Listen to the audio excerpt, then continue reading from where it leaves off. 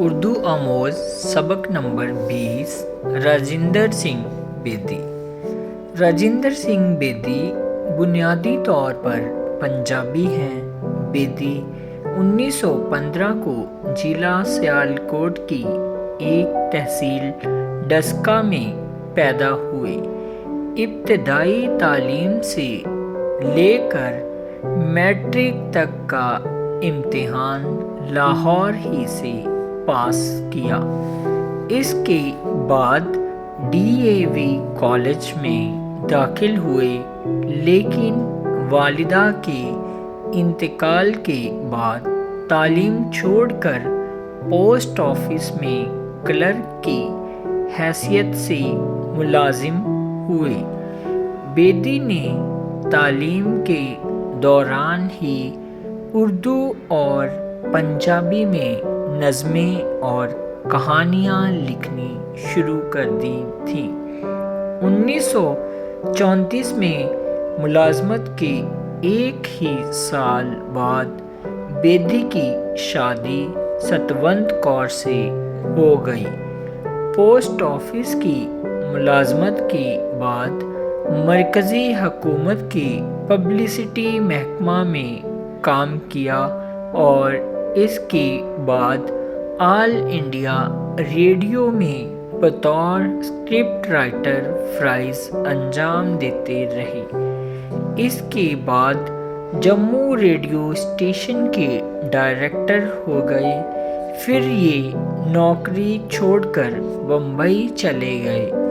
یہاں آ کر انہوں نے بڑی بہن، داغ، مرزا غالب، دیوداس، مدھومتی اور انورادھا فلموں کے منظرنامے اور مکالمے لکھے۔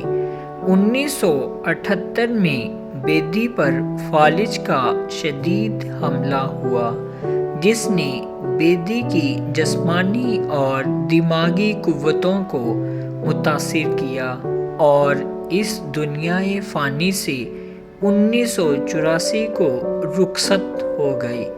چونکہ بیدی نے زندگی میں بڑے اتار چڑھاؤ دیکھے تھے، اس لیے بیدی کے افسانوں میں ایک ہمدرد انسان کی نرمی اور درد مندی ملتی ہے۔ راجندر سنگھ بیدی کو افسانہ نگاری پر مہارت حاصل تھی۔ بیدی نے کئی افسانوی مجموعے اردو ادب کو دیے۔ ان کے افسانوں کا پہلا مجموعہ دانا و دام ہے۔ اس کے علاوہ ان کے افسانوی مجموعے گرہن، کوکچلی، اپنے دکھ مجھے دے دو، ہاتھ ہمارے قلم ہوئے اور مکتی بودھ منظر عام پر آئے، جن میں سے پنجاب کی خوشبو ہمیشہ آتی ہے۔ ان کے کردار اپنی دھرتی سے جڑے ہوئے ہیں۔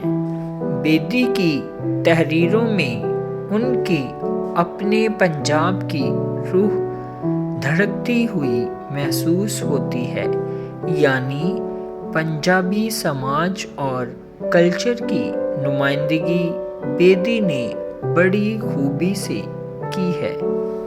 افسانہ کے علاوہ راجندر سنگھ بیدی نے ڈرامے اور ناول بھی لکھے۔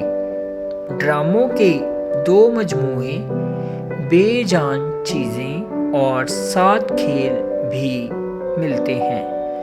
ان کا ناول ایک چادر میلی سی بہت مشہور ہوا، جس کا کردار رانو بڑا جاندار کردار ہے۔ یہ ناول پنجاب کی دیہی زندگی پر ایک مکمل ناول ہے۔ غریب ہندوستانیوں کے دکھ درد کے علاوہ اس دھرتی کی بوباس بھی ان کی تخلیقات میں بسی ہوئی ہے۔ بیدی نے اپنی تحریروں میں نفسیات کا باریکی سے جائزہ لیا ہے۔